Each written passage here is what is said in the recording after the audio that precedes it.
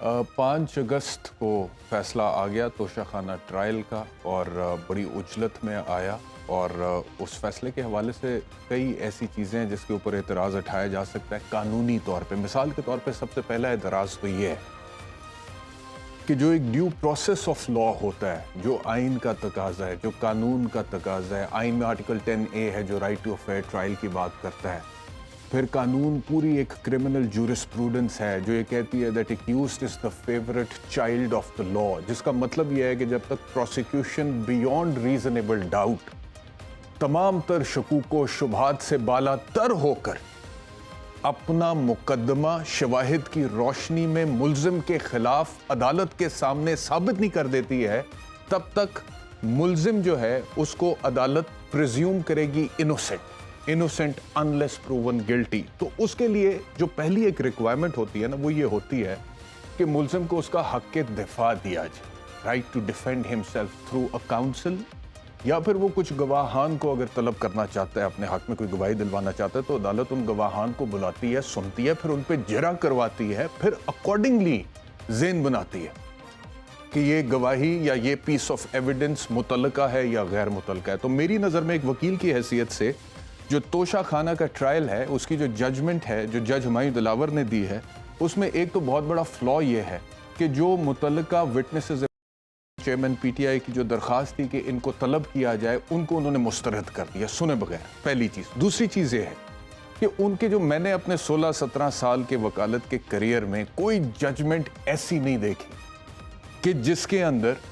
जो मुद्दई का वकील है उसकी तो सारी बहस दर्ज है, जो PWs हैं, प्रोसिक्यूशन के विटनेसेस हैं, उनकी सारी गवाहियां दर्ज हैं कि PW1 ने ये कहा, PW2 ने ये कहा, लेकिन जो मुल्जिम के वकील है उसकी बहस का तस्करा ही नहीं है, क्योंकि वो कहते हैं क्योंकि वो वक्त पर वहां पर पहुंचे नहीं थे। और 12:30 बजे मोहतरम जज साहब ने उस केस का फैसला सुना दिया। और इतलात ये भी हैं कि उससे पहले ख्वाजा हारिस वकील उनको डिफेंड कर रहे थे इस केस में, वहां पर पहुंच चुके थे, लेकिन जज साहब ने कहा कि अब तो मैं जजमेंट रिजर्व कर चुका हूं। तो अगर ये ऐसी हुआ है जैसा कि रिपोर्ट भी हो रहा है, तो मेरी नज़र में ये इंसाफ और कानून के तकाज़ों के खिलाफ है, उनकी खिलाफ वर्जी में है, और उनको मजरू करते हुए बल्कि उसकी धज्जियां उड़ाते हुए ये फैसला आया है। तो एक तो मसला इसके साथ ये है कि ड्यू प्रोसेस ऑफ लॉ जो है, हक के दिफा जो है, वो नहीं दिया गया। दूसरी बात ये है कि मेरिट्स के ऊपर अगर मिसाल के तौर पर मैं एक वकील की हैसियत से इसको देखूँ, तो एक मामला है कुछ तोहफ़ का कि जी घड़ी ली थी, कुछ तोहफ़ थे। अच्छा जी, अब सवाल ये पैदा होता है कि अगर कोई शख्स जो है उसने करप्शन करनी है, कोई करप्ट प्रैक्टिस करनी है, और उसने कोई तोहफ़ लिए हैं, कोई एसेट्स लिए हैं, और वो उसको छुपाना चाहता है, तो सर्टनली वो फिर हर जगह से उसको छुपाएगा ना, क्योंकि करप्शन या चोरी का जो माल है उसका कहीं पे रिकॉर्ड तो नहीं दिया जाता। मिसाल के तौर पे जैसे ट्रायल कोर्ट का एतराज़ ये है कि इलेक्शन कमीशन के जो डॉक्यूमेंट्स हैं, उसमें जो फॉर्म भी है, उसमें इसका जिक्र नहीं। लेकिन इस केस में जो चेयरमैन पीटीआई के वकला का मौक़िफ़ था वो ये था कि इनका तस्करा FBR के रिकॉर्ड में है, यानी कि टैक्स का जो रिकॉर्ड है उसके अंदर तोशा खाना से लिए गए तोहफ़ जो है उनकी जो वैल्यू है उसका जिक्र कर दिया गया है, और वो बड़ा रेलेवेंट फोरम है। और वहाँ पर आपके जो भी एसेट्स होते हैं या जो भी पैसे आपके पास होते हैं, उस हिसाब से जब उनको डिस्क्लोज करते हैं तो उस हिसाब से आप टैक्स पे करते हैं। अगर हम छुपाना चाहते या करप्शन कर रहे होते या चोरी कर रहे होते तो वहां पर भी जिक्र ना करते, क्योंकि असल मकसद तो टैक्स से बचना था। इलेक्शन कमीशन ऑफ पाकिस्तान के रिकॉर्ड में फॉर्म बी में जिक्र ना करने का फायदा क्या था, क्योंकि जो असल जगह थी वहां पर तो जिक्र हो चुका हुआ था, टैक्स तो वहां पे देना था, तो वहां पे तो वो रिफ्लेक्ट हो रहा है, यहां पे नहीं हो रहा। तो मेरी नज़र में at best this was a case of omission. और बहुत सारे मामलात में इस तरह से होता है, मिसाल के तौर पे जो लोग कंपनी लॉ की प्रैक्टिस करते हैं या कॉर्पोरेट लॉ या दीगर इस तरह के मामलात में, अगर कहीं पे कोई चीज़ मिस्टेकनली ओमिट हो जाती है, ओमिशन, और उसमें इंटेंशन करप्शन की नहीं होती, क्योंकि इस चीज़ को तकवीयत यहाँ से मिलती है कि अगर करप्शन की इंटेंशन थी चेयरमैन पीटीआई की, तो कहीं पर भी डिक्लेयर ना होता ना।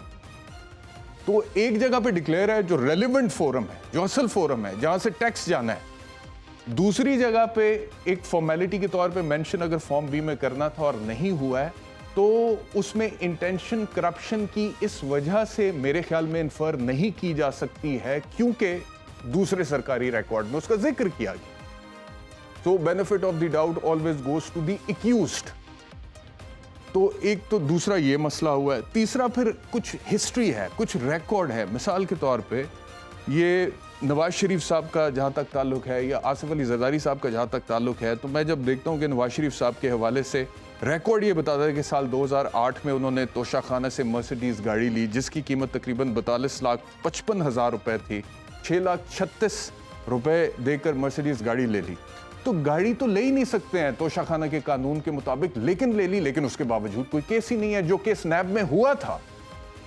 وہ جب یہ حکومت آئی پی ڈی ایم کی, انہوں نے کچھ ترمیم کی تو انہوں نے کہا کہ 50 کروڑ سے نیچے کی کرپشن پہ نیب کا دائرہ اختیار نہیں ہوگا. چلیں ٹھیک ہے جی, نیب کا نہیں ہوگا, وہ کیس واپس ہو گیا. کوئی تو اور فورم ہوگا جہاں پہ یہ پروسیڈنگز انیشیٹ ہو سکتی تھی, لیکن کہیں پہ بھی نہیں. الیکشن کمیشن آف پاکستان ویسے تو بڑا فعال ہے توشہ خانہ کو لے کر, کیونکہ بیسکلی تو الیکشن کمیشن آف پاکستان ہی مدعی تھا جج ہمایوں دلاور کی کورٹ میں بھی, لیکن صرف ایک سائیڈ پر فعال ہے. دوسری سائیڈ پر جہاں پر قانونی طور پر تحفہ گاڑی کا لیا ہی نہیں جا سکتا تھا, وہاں پہ آفیشلی کوئی کمپلینٹ بھی نہیں دے رہا, چاہے وہ میاں نواز شریف صاحب کا کیس ہے, چاہے زرداری صاحب ہے. زرداری صاحب 2 گاڑیاں 10 کروڑ 78 لاکھ کی 1 کروڑ 61 لاکھ روپے ادا کر کے انہوں نے لی. ریکارڈ یہ بتاتا ہے. پھر ریکارڈ یہ کہتا ہے کہ سال 2009 میں 2 کروڑ 73 لاکھ مالیت کی BMW تحفے میں ملی, جو انہوں نے 41 لاکھ روپے میں خریدی,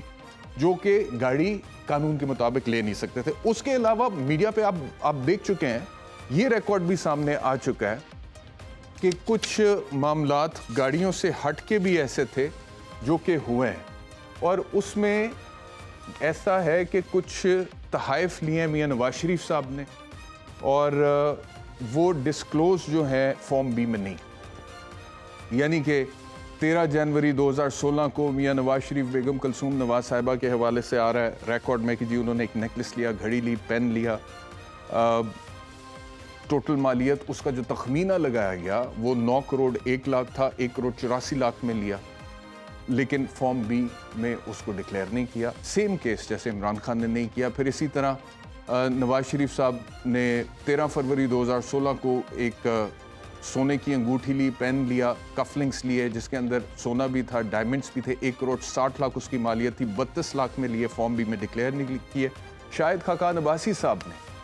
17 اکتوبر 2017 کو ان کی جو وائف ہیں سمینہ شاہد صاحبہ, انہوں نے جیولری کا سیٹ لیا, نیکلس لیا, بریسلٹ لیا, 10 کروڑ اس کا تخمینہ لگایا گیا, 2 کروڑ روپے انہوں نے ادا کر کے لیا, فارم بی میں اس کو مینشن نہیں کیا.